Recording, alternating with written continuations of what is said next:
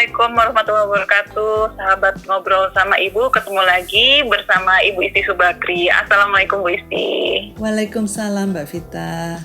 Ya, alhamdulillah juga Bu. Ini terima kasih juga kepada salah satu sahabat kita yang ada di Kuala Lumpur. Bagaimana agar anak ini tidak malas belajar? Rasanya sih hal ini tidak hanya dialami oleh sahabat kita ini, tetapi banyak orang tua itu sering mengeluh anaknya malas belajar. Menurut pengalaman Bu Isti, kapan biasanya orang tua mengeluhkan anaknya malas belajar, Bu? Iya Mbak Vita, sekarang ini memang sering kita mendengar orang tua mengeluh tentang anaknya malas belajar. Jadi mulai anak usia 3 tahun atau usia balita.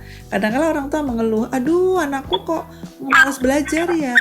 Dibacain buku suka lari-lari gitu. Kemudian biasanya mulai SD, orang tua juga lebih banyak yang mengeluh lagi. Apalagi kalau ketemu matematika. Tetapi pada usia balita dan usia SD, biasanya orang tua tidak menganggap ini jadi suatu masalah besar. Biasanya yang masalah malas belajar ini menjadi isu keributan antara orang tua dan anak kalau anaknya sudah remaja. Kenapa? Karena pada waktu anaknya disuruh belajar, biasanya mereka melintir, bisa tidur, atau main HP dan lain-lain. Kalau gitu Bu Isti, sebenarnya kenapa Bu? Apakah memang anaknya malas belajar atau yang seperti apa? Ini tuh terjadi hampir di semua lapisan usia Bu Isti.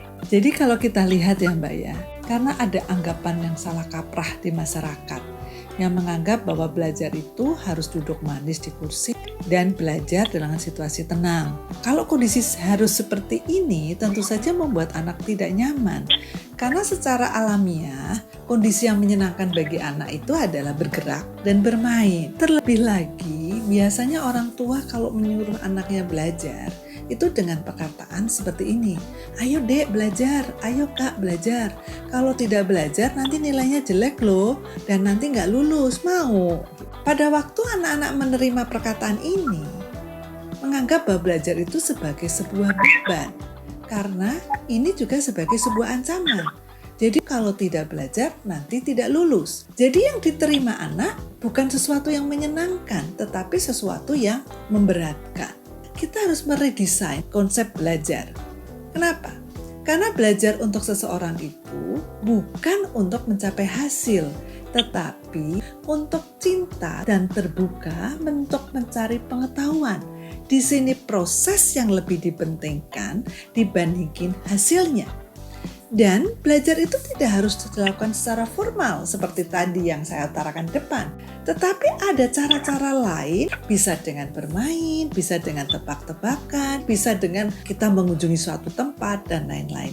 Jadi di sini yang harus kita perlukan adalah mengatur konsep belajar itu pada orang tua sehingga anak akan merasa nyaman dalam proses belajarnya. Selanjutnya, peran orang tua itu bagaimana Bu supaya anak menjadi tidak malas belajar lagi, Bu? Di sini memang dituntut, Mbak. Orang tua itu harus empati, kreatif, dan involvement. Oke, menarik sekali Bu. Yang pertama tadi empati. Jadi memang untuk belajar ini supaya anaknya tuh sukses di sekolah Bu. Demi masa depan sang anak juga sebenarnya Bu Isti. Memang kadang-kala beda-beda tipis sih Mbak.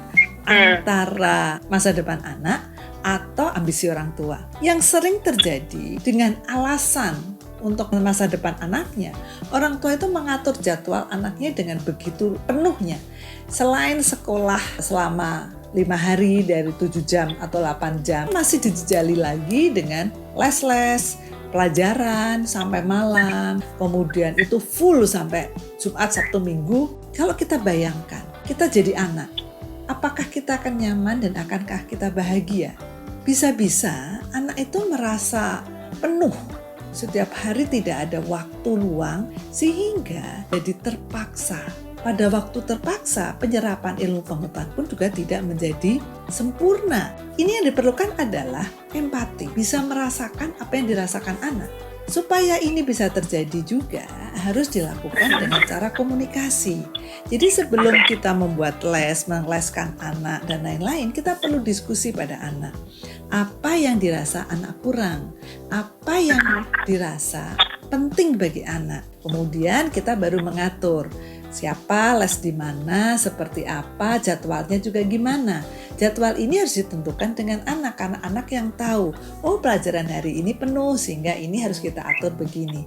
Dan harus ada waktu-waktu di mana anak juga bisa bernafas.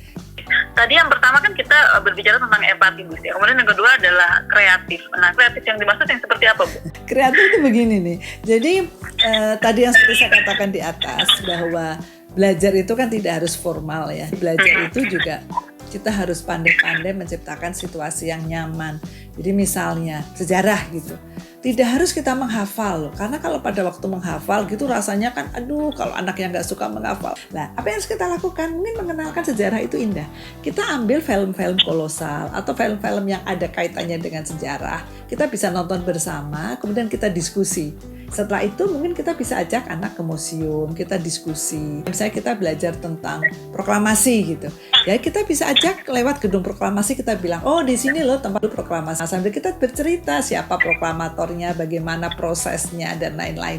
Sehingga anak akan mendapatkan sesuatu itu secara lengkap sehingga dia bisa menangkap, oh ternyata pelajaran ini menyenangkan. Di sini orang tua harus kreatif mencari metode belajar apa dan anak itu tertarik. Misalnya pelajaran-pelajaran eksakta, kita bicara pelajaran biologi.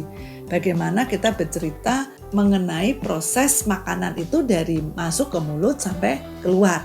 Itu kalau kita suruh anak menghafal pada waktu anak SD gitu ya, anak kan bingung nih. Prosesnya kayak apa? Nah, kita bisa bercerita. Kita gambarkan dengan bahasa dan intonasi yang menyenangkan seperti sebuah cerita. Kalau seperti ini ditangkap dengan intonasi yang tidak seperti belajar biasa tapi seperti sebuah dongeng, ini akan menjadi sebuah memorable terhadap anak. Kemudian bisa juga dengan cara-cara yang lain, misalnya bermain tebak-tebakan. Anak akan mendapatkan fun atau dibalik. Anak yang memberi tebakan pada orang tua. Sehingga di sini anak juga belajar mengenai konsep daripada pertanyaan dan jawabannya sekaligus. Karena memberikan pertanyaan itu tentunya lebih susah dibanding hanya sekedar menjawab. Selain itu bisa juga dengan kehidupan sehari-hari, Mbak. Pada waktu kita ke pasar, ngajak anak, itu sebenarnya kita bisa sambil belajar matematika. Luar biasa. Nah, Bu Isi, tadi empati sudah nih sebagai orang tua Ibu ya. Kemudian kreatif. Nah, yang ketiga ini saya agak bingung, Bu, involvement. Maksudnya seperti apa? Bukan sudah cukup menemani anak belajar kita di sampingnya atau yang sejauh mana, Bu Isi? Itu maksudnya terlibat, Mbak Vita. Tidak hanya terlibat secara fisik, tetapi secara mental. Jadi misalnya nih, ke tempat anak-anak sedang belajar, kita bisa bertanya, sedang belajar apa nih gitu. Jadi di sini keponya orang tua juga harus dimunculkan dan bisa ditambah dengan dialog-dialog yang sederhana. Seperti misalnya bisa jelasin ibu dong, isinya apa tuh pelajaranmu? Ibu pengen tahu dulu waktu ibu sekolah SMA, ibu nggak ngerti-ngerti loh gitu. Dari dialog seperti ini, anak merasa mendapat perhatian, kehangatan, dan kenyamanan dari orang tua. Kadangkala orang tua mengajak ngobrol terhadap anaknya dan berkata seperti ini, "Nak, belajar ya, kalau ada apa-apa bilang, saya ada di sana." Gitu.